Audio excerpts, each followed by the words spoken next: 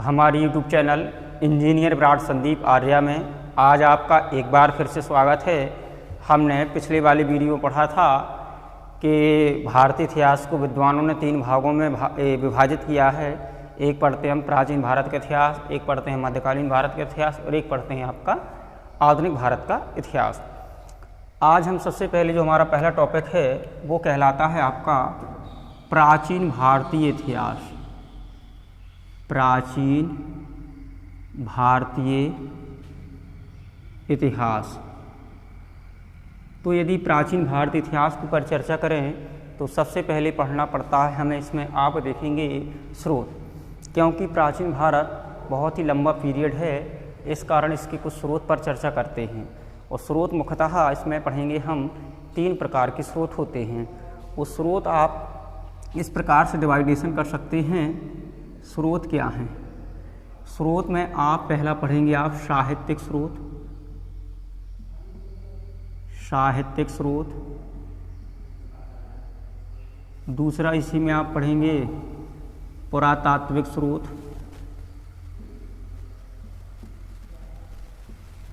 और तीसरा पढ़ेंगे आप इसमें विदेशी यात्रियों का विवरण। विदेशी यात्रियों का विवरण। तो 3 प्रकार के स्रोत होते हैं। पहला आपका साहित्यिक स्रोत, दूसरा आपका पुरातात्विक स्रोत और तीसरा आपका विदेशी यात्रियों का विवरण। तो ये प्राचीन भारतीय इतिहास, ये वाला जो आपका टॉपिक है, ये स्रोत मिलते हैं। क्योंकि आपको मैंने बताया होगा कि जो प्राचीन भारतीय इतिहास है ये बिल्कुल मानव की उत्पत्ति से लगाकर 650 ईस्वी तक प्राचीन भारतीय इतिहास है। जब तक कि गुप्तोत्तर काल में एक वंश पढ़ेंगे आप, वर्धन वंश, अभी आगे जाके पढ़ेंगे आप, तो उसमें आपको हर्षवर्धन जो होगा, हर्षवर्धन की मृत्यु 647 ईस्वी में हो जाती है और हमारा प्राचीन भारतीय इतिहास समाप्त हो जाता है। तो बहुत लंबा पीरियड है, इसलिए हमें कुछ स्रोतों की आवश्यकता पड़ती है। साहित्यिक स्रोत आप 2 भागों में बांटेंगे। एक भाग कहलाएगा आपका धार्मिक, या ये कहें कि धर्म ग्रंथ, धर्म ग्रंथ साहित्य या धार्मिक साहित्य भी कहते हैं। और दूसरा आप पढ़ेंगे धर्मेत्तर साहित्य। धर्मेत्तर साहित्य ये पढ़ेंगे आप, ठीक है। धर्म ग्रंथ में आप क्या पढ़ेंगे? धर्म ग्रंथ में वेद, पुराण, ब्राह्मण ग्रंथ और इसी में आप पढ़ेंगे उपनिषद। ये पढ़ेंगे आप धर्म ग्रंथ में। फिर दूसरा है आपका धर्मेत्तर साहित्य। धर्मेत्तर साहित्य को आप 2 भागों में बांटेंगे। एक पढ़ेंगे लौकिक साहित्य, लौकिक साहित्य, और एक पढ़ेंगे आप ऐतिहासिक ग्रंथ। लौकिक साहित्य में आप मुख्यतः जैन धर्म से संबंधित ग्रंथ पढ़ेंगे और बौद्ध धर्म से संबंधित ग्रंथ पढ़ेंगे। ऐतिहासिक ग्रंथ में पढ़ेंगे जैसे कि कौटिल्य का अर्थशास्त्र, जो राजनीति पर लिखी गई प्रथम पुस्तक है, और पाणिनि का अष्टाध्यायी,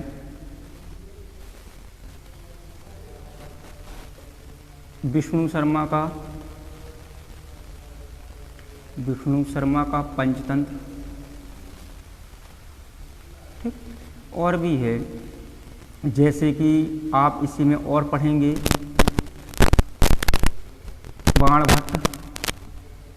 बाणभट्ट की आप 2 पुस्तक, कादम्बरी और हर्षचरित। कालिदास की अभिज्ञान शकुंतलम, मेघदूतम, ये आप पढ़ेंगे। जयदेव का गीत गोविंद, इसी में आएगा ऐतिहासिक ग्रंथ में जयदेव का गीत गोविंद पढ़ेंगे आप। अमर सिंह का अमरकोश पढ़ेंगे आप। तो इस प्रकार से आपके कहलाते हैं ऐतिहासिक ग्रंथ। आप पुरातात्विक स्रोत में क्या पढ़ेंगे? पुरातात्विक स्रोत में आप पढ़ेंगे अभिलेख, ये पुरातात्विक स्रोत के अंतर्गत पढ़ा जाएगा। इसी में आप पढ़ेंगे मंदिर, इसी में आप पढ़ेंगे सिक्का या मुद्रा पढ़ेंगे इसी में आप। विदेशी यात्री के विवरण में क्या पढ़ेंगे, एक पढ़ेंगे आप यूनानी यात्री, ठीक। जैसे आप पढ़ते हैं सेल्यूकस निकेटर मुख्यतः है, जिससे बार बार प्रश्न आता है। सेल्यूकस निकेटर जो चंद्रगुप्त मौर्य के दरबार में आया था। चीनी यात्री आप पढ़ेंगे, चीनी यात्री में मुख्यतः फायान है, और आप हेनसांग के बारे में पढ़ेंगे, इनसे प्रश्न बनता है हमेशा। और अरबी यात्री में आप, या तुर्की यात्री में आप, या मुस्लिम यात्रियों में आप अल-बरूनी, ये मुख्यतः है। तो इस प्रकार से आपको पढ़ना है। यहाँ से भी प्रश्न देखने को आपको मिल जाते हैं। पूछ लिया जाता है कि जो भाई सेल्यूकस निकेटर है, सेल्यूकस निकेटर का एक राजदूत था मैगस्थनीज। क्या भाई, सेल्यूकस निकेटर, इसका एक राजदूत था मैगस्थनीज। तो मैगस्थनीज है जो चंद्रगुप्त मौर्य के दरबार में आया था, क्योंकि सेल्यूकस निकेटर ने अपनी पुत्री, उसकी पुत्री का नाम था हेलेना का विवाह चंद्रगुप्त मौर्य से कर दिया था। तो उसी की देखभाल के लिए सेल्यूकस निकेटर मकदूनिया का शासक था, इसने मैगस्थनीज को भेजा था। इसी मैगस्थनीज में बाद में पूछ लिया जाता है इंडिका नामक पुस्तक किसकी है, तो मैगस्थनीज की इंडिका, ये भी बहुत प्रसिद्ध पुस्तक है। इंडिका बहुत पुस्तक पूछी जाती है कि इंडिका के लेखक कौन है, ठीक है। तो इसके अलावा भारत आने वाला प्रथम चीनी यात्री कौन है, फायान है, जो चंद्रगुप्त द्वितीय या चंद्रगुप्त मौर्य के दरबार में, वो चंद्रगुप्त द्वितीय या चंद्रगुप्त विक्रमादित्य के दरबार में आया था, या उसके शासनकाल में आया था। हेनसांग की बात करेंगे तो ये हर्षवर्धन के शासनकाल में भारत आया था, जब कन्नौज में 5वीं बौद्ध संगीति का आयोजन हो रहा था। तो हेनसांग ने 5वीं बौद्ध संगीति का जो अध्यक्ष है वो हेनसांग को बना दिया था, ठीक है। अरबी, ये महमूद गजनवी, या ये तुर्की भी है महमूद गजनवी, तो मुस्लिम यात्री है। तो महमूद गजनवी ने जब भारत पर आक्रमण किया था तो अल-बरूनी क्या करता है भाई, यहीं रुक जाता है। जब यहीं रुक जाता है तो भारत की वो सामाजिक स्थिति का अध्ययन करता है, यहाँ भारतीय ग्रंथों का अध्ययन करता है, अर्थात पुराणों का या भारतीय ग्रंथों का अध्ययन करने वाला जो पहला मुसलमान था वो अल-बरूनी था। अल-बरूनी ने एक पुस्तक भी लिखी, उसका नाम था तहकीक-ए-हिंद, या तहकीक-ए-हिंद, या इसी को बोला जाता है किताबुल-हिंद। ये इसने पुस्तक लिखी थी, इसका राइटर भी पूछा जाता है कि तहकीक-ए-हिंद या किताबुल-हिंद के लेखक कौन है, तो वो आपके अल-बरूनी हैं। भारत की खोज या हिंद की खोज, इसके राइटर हैं आपके अल-बरूनी, ठीक है। तो इससे भी आपको प्रश्न देखने को मिल जाते हैं। तो इतने आपको स्रोत पढ़ना है, ठीक है। अब इसमें और आपको किताबें पुस्तकें पढ़ने के लिए मिलेंगी। आप सबसे पहले किसे पढ़ेंगे, धर्म ग्रंथ या धार्मिक साहित्य। धार्मिक साहित्य पर आप सबसे पहले चर्चा करेंगे। तो धार्मिक साहित्य में आपको सबसे पहले पढ़ना पड़ता है वेद। हेडिंग पड़ी है क्या भाई, वेद। तो सबसे पहले हम क्या पढ़ेंगे, वेद पढ़ेंगे, ठीक है। आप जानते हैं कि जो वेदों की संख्या है आप 4 पढ़ते हैं। इस प्रकार से आज हम इसका अध्ययन करेंगे। तो सबसे पहले आप हेडिंग डालेंगे वेद। देखो, वेद का जो शाब्दिक अर्थ होता है वो ज्ञान होता है। वेद का शाब्दिक अर्थ क्या है, ज्ञान है। वेद को आपुरुष कहा जाता है, अर्थात ये किसी पुरुष द्वारा नहीं लिखे गए हैं, बल्कि पीढ़ी दर पीढ़ी ये मौखिक रूप से ज्ञान प्राप्त होता रहा है। वेदों के जो संकलन करता है वो महर्षि कृष्ण द्वैपायन वेद व्यास जी हैं, ठीक है। संकलनकर्ता पूछते हैं कि वेदों के संकलनकर्ता कौन है, महर्षि कृष्ण द्वैपायन वेद व्यास हैं। अब बात करें कि वेदों की संख्या कितनी है, तो आप बताएंगे 4 है। 4 वेद कौन से, ऋग्वेद, सामवेद, यजुर्वेद और अथर्ववेद। वेदों की जो संख्या है वो 4 है, ठीक है। अब आपसे कह दिया जाए सबसे प्राचीन वेद कौन सा है, तो जो ऋग्वेद है वो हमारा सबसे प्राचीन वेद है। अब हम केवल ऋग्वेद पर चर्चा करेंगे, ठीक है। क्योंकि सबसे ज़्यादा जो प्रश्न आते हैं वो हमारे ऋग्वेद से आते हैं। इतना पढ़ लिए, वेद का अर्थ क्या है? ज्ञान है। इसके संकलनकर्ता कौन है? वेदों के महर्षि कृष्णद्वैपायन वेद व्यास हैं। वेदों की संख्या कितनी है? 4 है। ऋग्वेद, सामवेद, यजुर्वेद और आपका अथर्ववेद। सबसे प्राचीन वेद कौन सा है? आपका ऋग्वेद है। ठीक है। कभी कभी यहाँ से और भी प्रश्न एक पूछ लिया जाता है कि वेद त्रय किन्हें कहा जाता है? तो जो प्रारंभिक के 3 वेद हैं, ऋग्वेद, सामवेद, यजुर्वेद, इनको वेद त्रय के नाम से जानते हैं। वेद त्रय, या इसी को बोला जाता है वेद त्रय। ठीक है। अब कह दिया जाए वेद त्रय में कौन सा वेद शामिल नहीं है, तो आप बताएंगे वेद त्रय में आपका अथर्ववेद शामिल नहीं है, क्योंकि ये वेद हैं जो समान रूप से लगभग हमारे धर्म पर आधारित हैं। इनमें वही चर्चा की गई है 3 रूप में, लेकिन ये वेद एकदम अलग है। इसमें जादू, टोना, भूत, वशीकरण, औषधि, इसके बारे में उल्लेख है, इसलिए से वेद त्रय की श्रेणी से अलग कर दिया गया है। ठीक है। तो आज हम केवल वेद पर चर्चा करेंगे और मुख्यतः आप पढ़ेंगे ऋग्वेद। ऋग्वेद में आप पढ़ेंगे, सबसे पहले पढ़ेंगे आप ऋग्वेद। ऋग का अर्थ होता है ऋचाएँ। ऋग का अर्थ क्या है? ऋचाएँ, मंत्र या श्लोक। और वेद का अर्थ क्या है? ज्ञान। तो ऋचाओं के क्रमबद्ध ज्ञान के संग्रह को हम ऋग्वेद कहते हैं। ऋग्वेद में 10 मंडलों की संख्या आती है। ऋग्वेद में कितने मंडल हैं? 10 मंडल हैं। 1028 सूक्त हैं। सूक्त का शाब्दिक अर्थ होता है अच्छी युक्ति। और 10,580 या किसी किताब में लिखा है 10,562 मंत्र, या इन्हीं को बोला जाता है। इतनी क्या है भाई? श्लोक है। तो ये पढ़ना वेद, ऋग्वेद से हमें किसकी जानकारी प्राप्त होती है? क्योंकि हम क्या पढ़ रहे हैं? प्राचीन भारतीय इतिहास जानने की स्रोत पढ़ रहे हैं। इससे हमें आर्यों का इतिहास मिलता है। आर्यों का इतिहास अर्थात आप पढ़े होंगे कि प्रसिद्ध जर्मन के एक विद्वान थे जिसे आप जर्मनी कहते हैं, मैक्स मुलर। उनके अनुसार थे जो आर्य थे ये मध्य एशिया के मूल निवासी थे, जो चारागाह की खोज में भारत आते हैं। और भारत आकर जहाँ सबसे पहले बसते हैं वो प्रदेश कहलाता है सप्त सिंधु प्रदेश, अर्थात 7 नदियों के बीच का क्षेत्र। 5 नदियों के बीच का क्षेत्र होगा उसे हम पंजाब कहते हैं। तो आसपास जो पंजाब का क्षेत्र, उसके आसपास का क्षेत्र ही सप्त सिंधु प्रदेश कहलाता था। और सप्त सिंधु प्रदेश में ही आपकी ऋग्वेद की रचना होती है। ठीक है। तो इतनी ही, इससे ये वाला आपका प्रश्न नहीं आता है। केवल आप ये 2 प्रश्न याद करेंगे, मंडल कितनी है और सूक्तियाँ कितनी हैं। इसके अलावा ऋग्वेद में सबसे ज़्यादा जो उल्लेख मिलता है हमें वो जन का मिलता है। जन का 275 बार उल्लेख मिलता है। ठीक है। जन क्या है? जैसे परिवार की आप ये कहें कि आज देश की सबसे छोटी इकाई क्या है, तो वो है आपकी क्या भाई? परिवार। तो उस समय परिवार होती थी।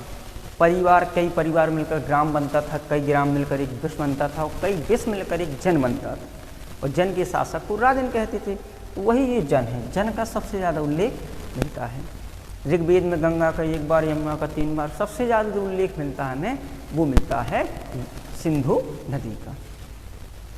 ऋग्वैदिक काल की जो सबसे पवित्र नदी थी वो सरस्वती थी, जिसे नदी तमा, देवी तमा अर्थात नदियों की माँ का है। तो ये बाद में हम पढ़ेंगे, ऋग्वैदिक काल में पढ़ेंगे। अभी केवल चर्चा कर रहे हैं हम इसमें। ठीक है। तो इसमें 10 मंडल हैं, जिससे 3 मंडलों से हमेशा प्रश्न आता है। ऋग्वेद की कौन कौन से मंडल से प्रश्न आए? एक आता है आपका तीसरा मंडल।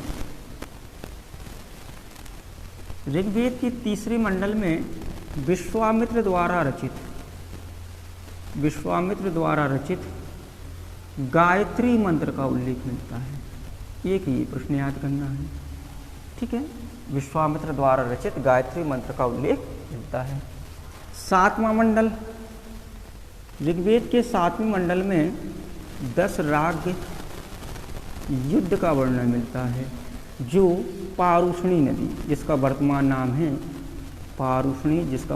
है रावी नदी के तट पर हुआ था, और भरत वंश के राजा सुदास की विजय हुई थी। कि भरत वंश के राजा थे सुदास, इसकी इसमें विजय होती है। तो ऋग्वेद के 7वें मंडल में 10 राग युद्ध का वर्णन मिलता है, जो रावी या पारुष नदी के तट पर लड़ा गया था, जिसमें भरत वंश के राजा सुदास की विजय होती है। ठीक। इसके अलावा ऋग्वेद का 10वां मंडल बहुत पूछा जाता है। ऋग्वेद के 10वें मंडल की पुरुष सूक्त में सूक्त पूछ लिया जाए तो पुरुष सूक्त है। ऋग्वेद के 10वें मंडल के पुरुष सूक्त में चारों वर्णों का उल्लेख मिलता है। चारों वर्ण कौन कौन से हैं? ब्राह्मण हो गया, क्षत्रिय हो गया, वैश्य हो गया और शूद्र हो गया। तो ऋग्वैदिक काल में आप देखेंगे जो जन्म व्यवस्था थी या जो वर्ण व्यवस्था थी वो कर्म पर आधारित थी, लेकिन उत्तर वैदिक काल में वो जो वर्ण व्यवस्था है वो जन्म पर आधारित हो गई। अभी यहाँ क्या था, यदि एक पिता के 4 पुत्र हैं तो भाई एक मान लिया जाए पूजा पाठ करता है, ज्ञान देता है बालकों को, तो वो ब्राह्मण माना जाता था। एक सैनिक है या देश की सेवा कर रहा है तो वो क्षत्रिय माना जाता था। एक उसका पुत्र व्यापार कर रहा है तो वो भाई वैश्य कहलाता था। चौथा भाई इन तीनों भाइयों की सेवा कर रहा है तो वो शूद्र कहलाता था। तो यहाँ जो ऋग्वैदिक काल में जो वर्ण व्यवस्था थी वो मात्र कर्म पर आधारित थी, लेकिन ऋग्वैदिक काल के अंत में जो ऋग्वैदिक काल का पीरियड है वो 1500 ईस्वी से लगा के ईसा पूर्व से लगाकर 1000 ईसा पूर्व तक है। ठीक है, तो यहाँ पर लास्ट में ऋग्वैदिक काल की लास्ट में वर्ण व्यवस्थाएं बनती चली गई, तो उसका जो हमें उल्लेख मिलता है ऋग्वेद के 10वें मंडल के पुरुष सूक्त में मिलता है। तो इतना इसमें पढ़ना पड़ता है। इसके अलावा हम एक सारणी के माध्यम से पूरा पढ़ लेंगे। सारणी के माध्यम से क्या पढ़ेंगे आप, इसमें कभी कभी मिलान के लिए प्रश्न आ जाते हैं कि इनका मिलान करिए, तो मिलान करने में भी हमें समस्या ना पड़े इस कारण हम दोनों का लाभ उठा लेंगे। यदि वो मिलान से प्रश्न कहेगा तो मिलान से हो जाएंगे, डायरेक्ट पूछ लेगा तो डायरेक्ट हो जाएंगे। आप इसमें पहले बनाएंगे वेद, वेद के बाद बनाएंगे आप इसमें उसका पढ़ने वाले ऋषि को क्या कहते हैं, वेद पढ़ने वाले ऋषि को क्या कहते हैं, इसके अलावा उसका संबंध किससे है वेद का। ठीक है, अगला पढ़ लेंगे उसका उपवेद क्या है, ये चीज़ें पढ़ना है। तो ऋग्वेद, सामवेद, यजुर्वेद और अथर्ववेद। ऋग्वेद पढ़ने वाले ऋषि को होता या होत्र कहते हैं, सामवेद पढ़ने वाले ऋषि को उद्गाता या उद्रात कहते हैं, यजुर्वेद पढ़ने वाले ऋषि को अध्वर्यु कहते हैं, अथर्ववेद पढ़ने वाले ऋषि को ब्रह्मा कहा जाता है। कभी कभी ये मिलान से क्वेश्चन आ जाते हैं तो आप इसके प्रकार से पढ़ सकते हैं कि ऋग्वेद पढ़ने वाले ऋषि को होता या होत्र कहते हैं, सामवेद पढ़ने वाले ऋषि को उद्गाता या उद्रात के नाम से जाना जाता है, और यजुर्वेद पढ़ने वाले ऋषि को अध्वर्यु के नाम से जाना जाता है, और अथर्ववेद पढ़ने वाले ऋषि को ब्रह्मा के नाम से जाना जाता है। इसके अलावा संबंध की बात करें तो ऋग्वेद का संबंध मंत्र या श्लोक से है। ठीक, सामवेद का संबंध संगीत से है। सामवेद को भारतीय संगीत का जनक कहा जाता है। कभी कभी ये प्रश्न आ जाता है कि भारतीय संगीत का जनक किस वेद को कहा जाता है, तो सामवेद को कहा जाता है। यजुर्वेद का संबंध आप देखेंगे यज्ञ कर्मकांड से है। ठीक, अथर्ववेद का संबंध जादू, टोना, भूत, वशीकरण, औषधि, इससे है। पूछ लिया जाता है कि औषधि का संबंध किस वेद से है, तो आप बताएंगे अथर्ववेद से है। या औषधि का उल्लेख किस वेद में मिलता है, तो अथर्ववेद में मिलता है। उपवेद की चर्चा कर लें। ऋग्वेद का उपवेद है आयुर्वेद, सामवेद का उपवेद है गंधर्ववेद, यजुर्वेद का उपवेद है धनुर्वेद, अथर्ववेद का उपवेद है शिल्पवेद। तो इस प्रकार से आपको ये पढ़ना पड़ता है। अब ये सारणी हो गई, यही से आपका प्रश्न आता है। तो हमने आज केवल वेदों पर चर्चा कर ली है।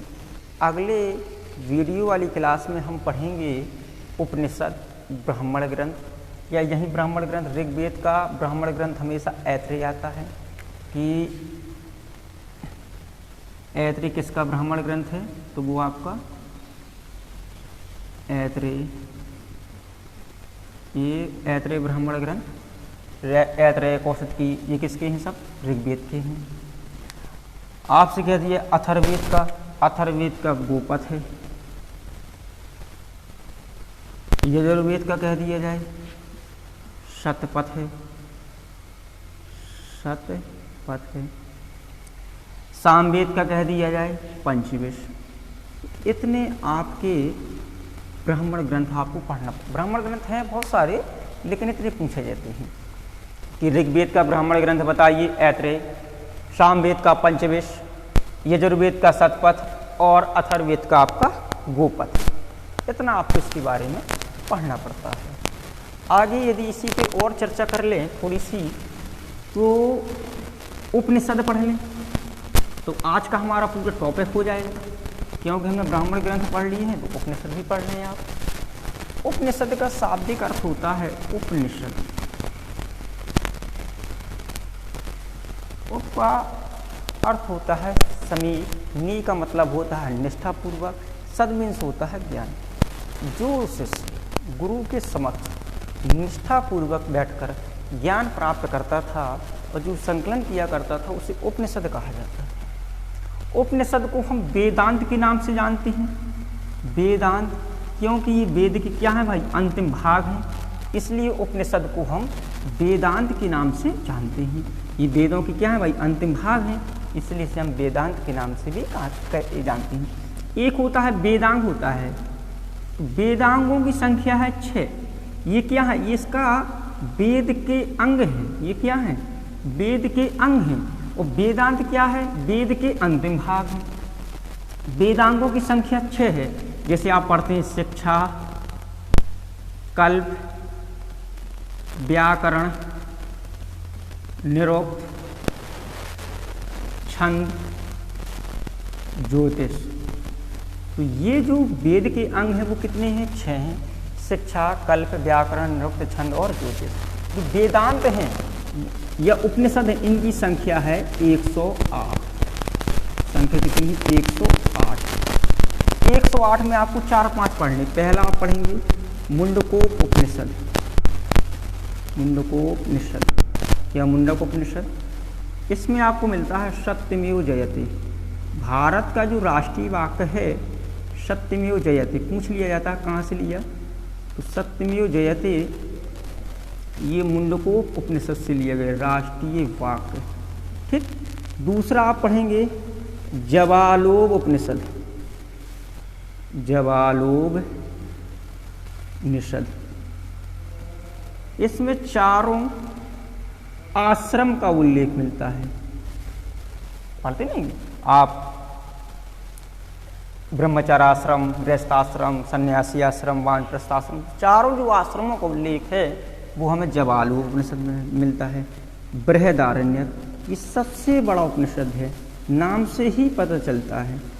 बृहदारण्यक उपनिषद, इसमें आप देखेंगे गार्गी व याज्ञवल्क्य या वालक का संवाद मिलता है। पूछ लिया जाता है गार्गी और याज्ञवल्क्य का संवाद हमें किस उपनिषद में मिलता है, तो आप बताएंगे बृहदारण्यक उपनिषद में मिलता है। या इन दोनों का नाम किस उपनिषद में मिलता है, तो बृहदारण्यक उपनिषद में मिलता है। एक और उपनिषद पढ़ना पड़ता है कठोपनिषद। कठोपनिषद में इसमें यम व नचिकेता का संवाद मिलता है। ये भी प्रश्न आता है कि यम और नचिकेता का संवाद किस उपनिषद में मिलता है, तो मिलता है हमें कठोपनिषद में। यम और नचिकेता का संवाद कठोपनिषद में मिलता है। तो इतना पढ़ना पड़ता है उपनिषद के बारे में। उपनिषदों की संख्या 108 है। ये हिंदू धर्म पर आधारित पुस्तकें हैं। उपनिषद वेदों के अंतिम भाग हैं, इसलिए इसे हम वेदांत के नाम से जानते हैं। इनकी संख्या 108 है। भारत का जो राष्ट्रीय वाक्य है सत्यमेव जयते, ये मुंडकोप उपनिषद से लिया गया है। जो 4 आश्रमों का उल्लेख है वो जवालोब उपनिषद में मिलता है। इसके अलावा जो यम और नचिकेता का उल्लेख है वो कठोपनिषद में मिलता है। और गार्गी और याज्ञवल्क्य का संवाद हमें बृहदारण्यक उपनिषद में मिलता है, जो कि सबसे बड़ा उपनिषद है। तो इस वीडियो में केवल इतना ही पढ़ेंगे। आगे हम चर्चा करेंगे